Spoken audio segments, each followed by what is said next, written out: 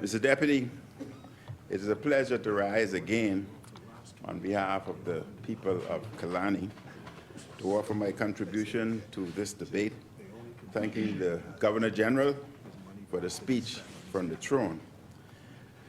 And let me again congratulate Her Excellency on her appointment as Governor General by His Majesty King Charles III. I wish to remind the government that the Governor General is not the Prime Minister's representative and that her office, constitutional role and independence must remain respected. Mr. Deputy, the throne speech sets out the administration's agenda for the new session of Parliament. Parliament is where the people's representatives make laws and allocate money for the functioning of the government. And the Davis administration has governed for 2 years. It is no longer a new administration. Approximately 40% of its time in office has passed. We have seen who they really are these past 2 years. This administration acts mostly for, on behalf of the PLPs first and foremost, with other Bahamians being a second or even third thought at best. And despite their pledges, Mr. Deputy, of doing for all Bahamians tens and tens of millions of dollars per year have been allocated in consultancies, contracts, and awards for PLPs.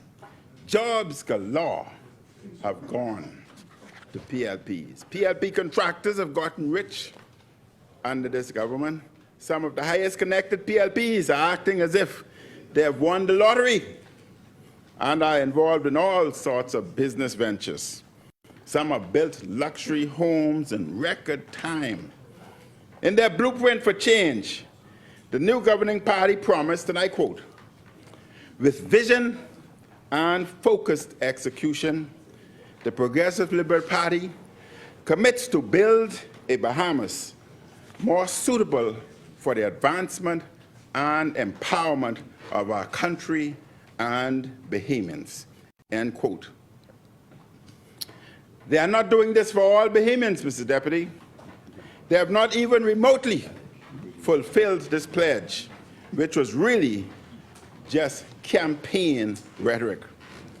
PLPs are the ones who they primarily govern for. That's what they did in the last session of Parliament.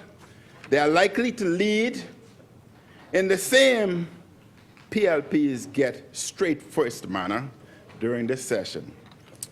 Mr. Deputy, in the throne speech, the administration noted it made a number of commitments for this fiscal year focused on 3 pillars of national development: personal security, economic security, and national security. They have failed on all these fronts. Bahamians are now much less secure under this government. The Davis administration has pledged over and over to do something about crime. It has pledged to do something about the cost of living crisis. Mr. Deputy, I went to the supermarket the other day, and I was appalled when I got my bill. I had only in that package to eat 6 tangerines, 1 pack of Kraft cheese, and 1 quart of orange juice. And Mr. Deputy, my bill, without a little accessories, was $118. $118. Now that included some other items, but there were only 3 items. Only 3 items that I could have personally consumed. Mr. Deputy, it was astonishing to see the amount of people who were buying items because they could not pay what their items at cost. And this is a regular phenomenon. Mr. Deputy, the government has pledged to do something about immigration. Despite the many pledges, we see no resolution to our problems. The level of killings remain high. The newspapers last week had numerous stories of people being shot to death in New Providence. There still are too many robberies and break-ins. There are too many thefts and assaults. And thus far, we see no policy solutions from the Prime Minister and his administration to address the crime crisis in New Providence. And sadly, Mr. Deputy, all Bahamians should have known this Prime Minister would have no clues on crime. We all remember his suggestion of whistles to deter sexual assaults while he was leader of the opposition. The crime fight requires real focus, real policies, hard work, and real solutions. Hard work and focus are not strengths of this Prime Minister. He is barely in the country to do his job. I doubt we'll see any leadership from him on crime in this session of Parliament. Mr. Deputy, I am pleased that our economy has rebounded from the worst of the pandemic. What amazes many is how much the PLP boasts that they are solely responsible for restoration of our economy.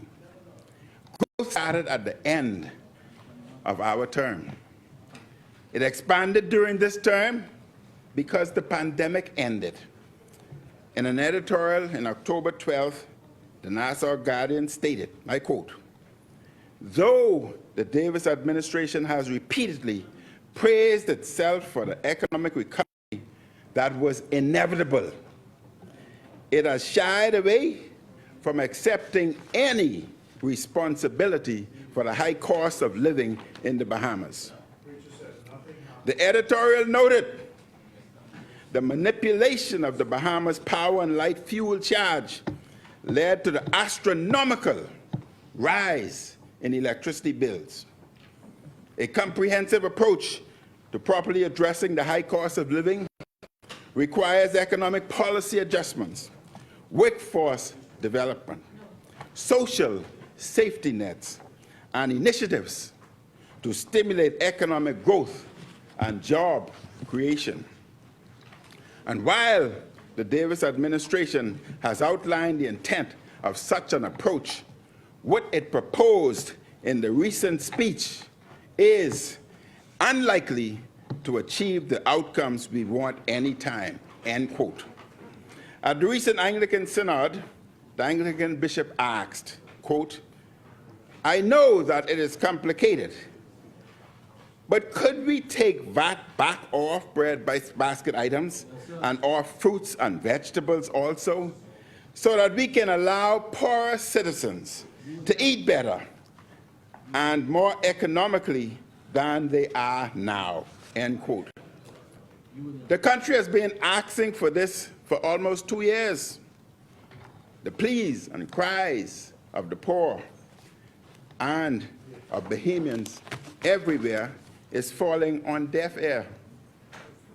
With the Prime Minister and his other ministers constantly traveling in luxury, they are absolutely indifferent to the struggles and the needs of the Bahamian people. What the PLP did, Mr. Deputy, was to enact policies causing unnecessary burdens on our people. The cost of electricity is part of the cost of all goods and services in the Bahamas. The state energy supplier, BPL, is the primary source of energy, and my administration left in place a hedge to prevent out-of-control cost. The New Day administration messed that up. They couldn't do the simple thing of continuing the good work that the FNM left in place. The consequence of the PLP PLP's failure has been severe for our people. Bahamians have seen some of the highest electricity bills in the country's history. There are many complaints from Bahamians. Mr. Deputy, I want the Prime Minister to listen to this. If you used less power, your bill went up. If you were away, your bill went up. If you got energy efficient appliances and bulbs, your bill went up.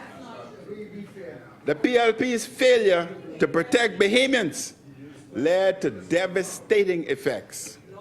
People are hurting from these skyrocketing and unfair energy bill. We can call the effect the brave BPL tax. Yes, Mr. Deputy, we as Bahamians are struggling. They are being strangled by this brave BPL tax. Mr. Deputy, I want to cite one example. A member in my community, in the Killarney constituency, many of them are now turning off their breakers. This one particular individual's light bill used to be $51. They now turn off their breaker and traveled and returned with the breaker off, and the light bill went up to $750. These are the things that are happening in this country, Mr. Deputy. There's load shedding. The load shedding and the voltage changes are causing many Bahamian appliances to be destroyed. Refrigerator, stoves, microwaves, etc. Those are caused by this BPL, by this government. And the onus is on this government to replace those individuals' appliances. You're having your appliances destroyed by the power station, and you must use your own funds to replace what was done by them. Under ordinary circumstances, Mr. Deputy, if this occurs in any situation in the private sector, they would have been dismissed. Unfortunately, we must tolerate them for another 3 years. Bahamians are rightfully skeptical of the pledges we heard in the speech, claiming to look out for their economic security. BPL policies have made the cost of living crisis worse. Parents are scared to open their BPL bills. Businesses are struggling to keep the lights on. And all of this results because the Prime Minister and his administration failed to protect the Bahamians. Mr. Deputy, the New Day administration has a history of making the cost of living crisis worse. Let us not forget, they chose to impose the breadbasket and medicine taxes. Let us not forget, they chose to impose all kinds of fee increases in the budget. The huge BPL increases, the breadbasket and medicine increases, and the fee increases are all taking effect out of the Bahamian people's pocket. Real property tax have gone up 3 to 4-fold. And, Mr. Deputy, area that was declared a tax-free zone over the hill area, individuals are still attempting to force Bahamians in that area to pay taxes that they are exempted under the law. Mr. Deputy, in the speech from the throne, we heard again the administration talk about building a new hospital in New Providence. I spent my life in medicine caring for our people. In a small, developing country, our healthcare needs are great. My administration left in place a project to build a new wing at PMH, a 4-story complex to be built just east of the critical care block. It would have been finished by now. The money is there. If the PLP had continued with our good work, better service would be here for our people. The hospital the PLP promises to build would partially be on land owned by the company of Sir Franklin Wilson. Mr. Deputy, this was the quote by the Minister of Health, and I will table such article. We read in the newspaper months ago that some kind of negotiations was underway for some land. It all sounded unclear. I asked the question, has the issue been resolved? How much will Sir Franklin's company get paid? Or will there be land swap? And if so, what government land will be given to this company? Will the land be in the Family Islands? Will it be Carmichael? Or will it be Prospect, the land that was preserved for the young professionals, the doctors, the lawyers, the accountants, the carpenters, the masons, the electricians? I am skeptical that the PLP will build and open a new hospital in New Providence before the end of their term. I think the Prime Minister has really messed this up. His administration killed a project that would have already built a major wing of the hospital, and instead are all mixed up with the proposed hospital and a land deal. This is the same Prime Minister who every time he tours PMH says he is shocked at the state of it. Mr. Deputy, in the speech from the throne, the administration said it is unshakable its belief that education offers the best path to personal security, success, and happiness. I agree. However, not enough is being done by this administration to systematically change an education system that has been dysfunctional for a very, very long time. The Bahamas needs to ask fundamental questions about its entire educational system. We are at a time and a place when we need a national reflection on education. What we are doing is not working. We need better for our children. And I will have more to say about this at another time. Mr. Deputy, I support the administration's pilot national school breakfast program. Children need to be fed before they can learn. What I call on the administration to do is to be bolder. In my party's last manifestos, we proposed creating a full food program for children in the public school system. The state spends more than $3 billion per year in the national budget. The New Day administration spends so many millions of dollars on PLPs and the Prime Minister's luxury travel. The money is there to feed our children. If the New Day administration would be willing to cut all the waste to its PLP supporters, let's let this pilot program quickly evolve into a full national feeding program in all our schools so that lunch is available for all, breakfast is available for all, and an afternoon snack is available for all, as is required. Mr. Deputy, Haiti is in a state of collapse.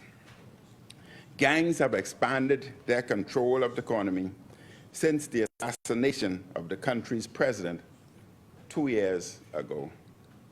The New Day administration has pledged to send 150 of our security forces to Haiti. Kenya has pledged to lead a multinational force.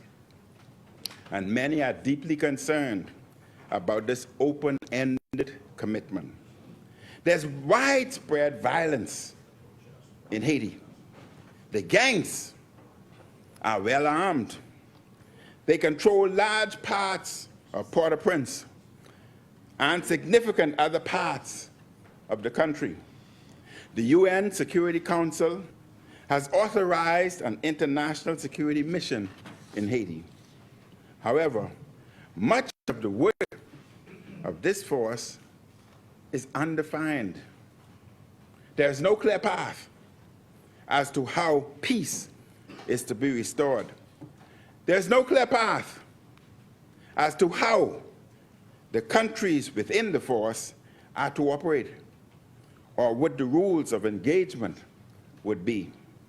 It is unclear which countries will send troops. We do not know, Mr. Deputy, how the command of our troops would work within the structure of an overall force. And the New Day administration is known for not having plans. When the media asks the Prime Minister about these issues, he has no specific answers. He wants to send Bahamian men and women to a near-war zone and cannot answer questions about the mission. I have grave concerns about this Prime Minister sending our men and our women to a conflict zone without a plan. This is totally unacceptable. The men and women of our defense and police force have mothers, they have fathers, brothers, sisters, and daughters. Each of their lives is special. Their lives, Mr. Deputy, should not be risked on a deployment to a conflict zone with no plan and structure. Mr. Deputy, the speech from the throne has in it the pledge of various bills in this session of Parliament. I wonder how many we will really see. I also wonder if the government will properly consult on these bills. The New Day administration has performed poorly in Parliament. The call for debate happens at the last minute. Bills are put at the last minute. Stakeholders say they are not consulted with on legislation. And the worst example of this was the Protection Against Violence bill. The administration changed the legislation at the last minute, presenting a bill that was not the one women's rights activists worked on. And the activists are still fighting to have amendments made, taking into consideration their views. The main problem, Mr. Deputy, with this administration is its leader. The Prime Minister is not an organized individual. He's not a focused individual. He is too often out of the country. We have never had a Prime Minister like this. He loves going to conferences more than he loves working at his desk on behalf of the Bahamian people who pays him. The Prime Minister always wants to be away. No one expected he'd be this way. None of our other Prime Ministers were away this much, and no Prime Minister of the Bahamas has been this anxious to travel. And while he is missing, crime continues as a problem. The cost of living and BPL bills continues as a problem. Illegal immigration continues to be a problem. Speaking of time. Mr. Deputy, that's 7 minutes. That rang twice. I thank the Governor General for the speech from the throne, and I fear, though, that this New Day administration cannot change. They are not a common sense government. What we have seen on them these past 2 years will continue. The Prime Minister had, Mr. Deputy, this is important. The Prime Minister had to shuffle his cabinet due to scandals and poor performance, but it won't make much difference. Sadly, he has not gotten rid of the poor performers and those involved in scandal. The opposition will continue to demand answers on the expenditure of the people's money. We still require answers on the conduct of the former Minister of Immigration. We have not forgotten that issue. Our job on this side is to hold the governing party to account on behalf of the people. Mr. Deputy, last week, Wednesday, I was having headache, and I left this Parliament at about 3:30 last week, Wednesday. I called my kids, both of who are doctors, and I asked if they were home, because I was coming home, wanted my blood pressure checked, be on the safe side. So, Deputy, as I jumped in my vehicle, I decided that rather than driving all the way home, it would probably be safer and swifter if I were to go to the emergency room at Princess Margaret Hospital. And Mr. Deputy, I went to Princess Margaret Hospital, and I can honestly say that the service was excellent. I have attended and worked in many hospitals throughout the Commonwealth, Bahamas, throughout the world, in the Caribbean, as well as the world. And Mr. Deputy, I think the time has come. Education and healthcare is the future of our country. If those are poor to our young people, as was even mentioned, then the results at the end would be devastating. And our future can likewise be compromised, if not destroyed. I think the time has come when we look at both education and health and take them out of politics. It has to be a combined effort, because that is the survival of our future. I want to thank the staff at Princess Margaret Hospital, whom I thought did an awesome job. Their work performance was outstanding in spite of the challenges and the conditions that they work under. And Minister, I would recommend that we try to correct those conditions as quickly as possible, because they have done an omen job. They continue to work well, they are professional, but they cannot continue under the conditions that they face. And I need not talk about the conditions. We must understand, and the Bahamian people must understand, that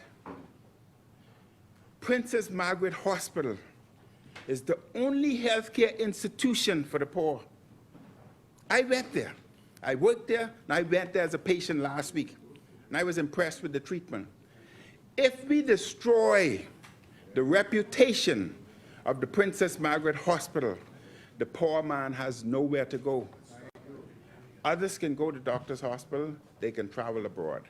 So, Minister, we must do what is necessary to fix the Princess Margaret Hospital, the emergency room.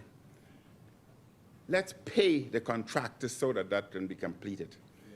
The space that they're utilizing now is not adequate, but in spite of that, they continue to do their work.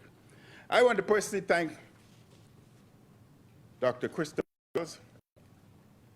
whom I've called, and she saw to it that the staff were there present to see me. I want to fortunately, my blood pressure was normal. It was normal. There was other issues, probably stress induced by you. I don't know. I don't know. But I was there in the hospital. Just allow me another 5 minutes, Mr. Deputy.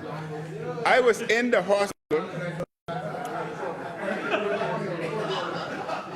I was kept in the hospital for about 5 hours, going through the various tests, and the test results the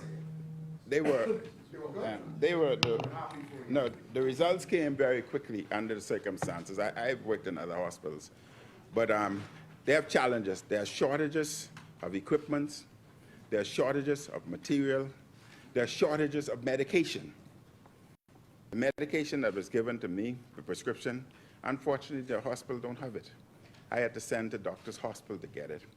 But not most of the Bahamian population are not in a similar situation as I am. So ensure, Mr. Minister, that medication is there so that individual can get the proper medication. They cannot afford to get it from the private sector.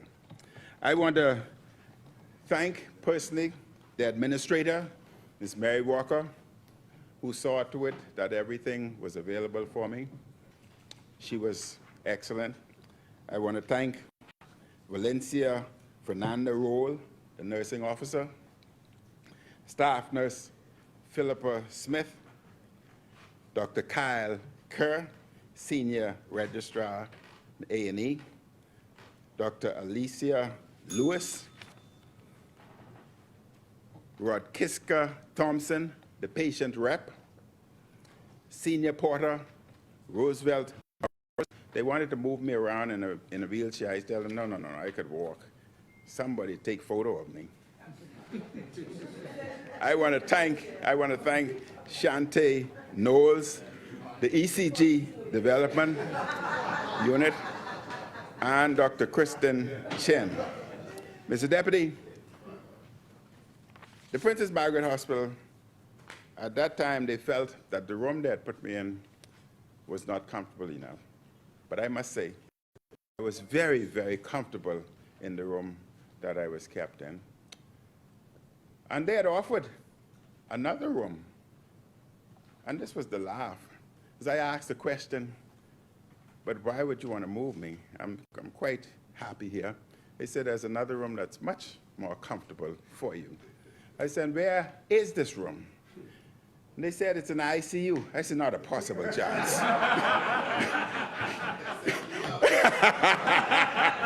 Not a possible chance. 2 more minutes. I asked the question, you want to move me in ICU? Is it for a medical reason or is it for comfort? And they said for comfort.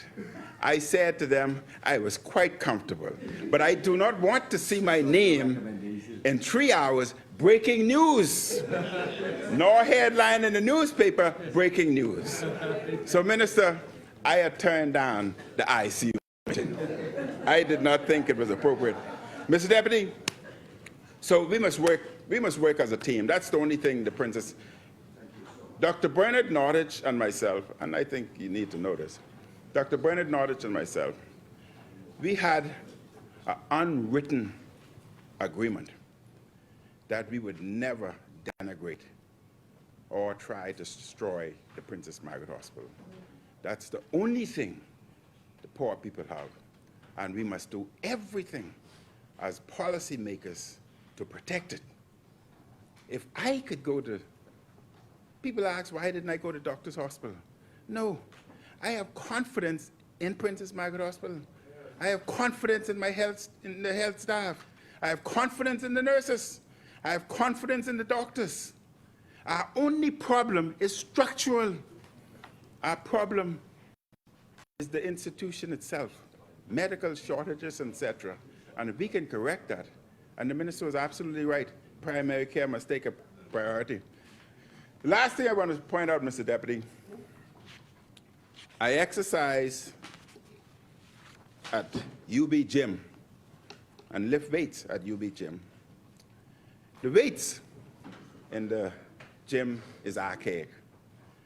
Mr. Prime Minister, if you want to decrease non-communicable diseases, we must have adequate facility. That is our primary institution. That is our university. And therefore, even if the government cannot provide them with the necessary equipment, at least let's ask the private sector to donate. That would assist us. And lastly, Mr. Deputy, the minister spoke about mental health. And I totally endorse what the minister said with respect to dealing with mental health. But there's one basic point that we're missing. The WHO has reported 1 out of every 5 young individual kids, 1 out of every 5, 20%, have mental disorder. We must focus on those individuals. And why we must place great focus on them is because 70% of the mental illnesses that we see in adults started in the childhood. So if we were to have programs for our children, then the illnesses that we see in adults, we would be able to decrease by 70% overnight. So let's concentrate on that group. The data is there. The data is there. And I'm happy to hear that. But we must work together. Health and education is too important for us to mess up or miss.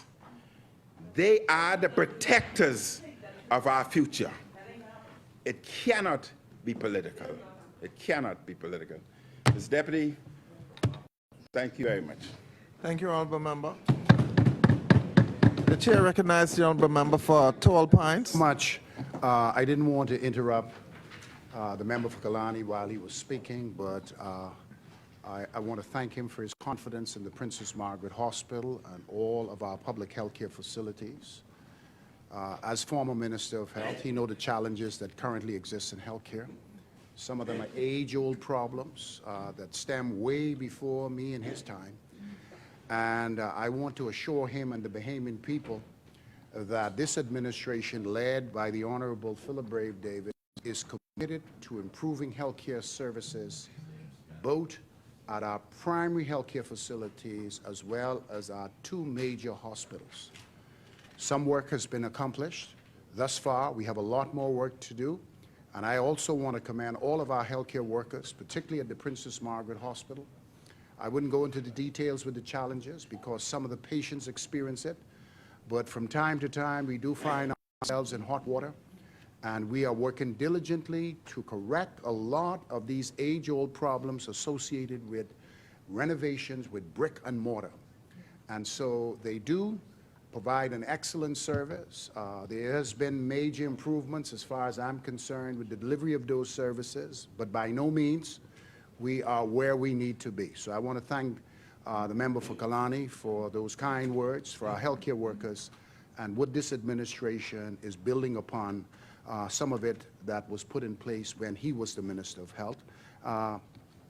Governance is continuous, and so we refuse to break down anything that was progressive. I beg to disagree with you with the four-story tower. That's a topic for another discussion.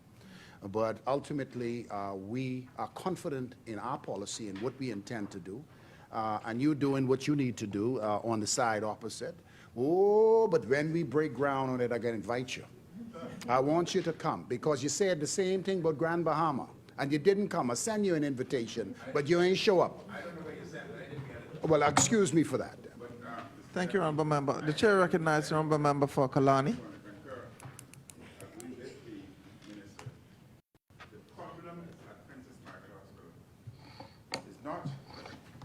Was not created by the FNM. It was not created by the PLP. That problem is long-standing. Mr. Deputy, when I was a baby, I was taken to Princess Margaret Hospital because of severe, high elevated temperature. My mother, I was told, waited at the Princess Margaret Hospital for half a day and was not served. So that was a long time ago. She subsequently had taken me home because of frustration, and she had to return to work. It was several nursing personnel who were friends, and that's why I have the greatest respect for nurses, who visited our home, who was just visiting my mom as a friend, and recognized that I was more ill than they thought, and that I must be taken back to the hospital. But my mom was frustrated and could not go back because of the long delay, etc. And they insisted that I see a private doctor. Though we could not afford to see a private doctor, I was taken there.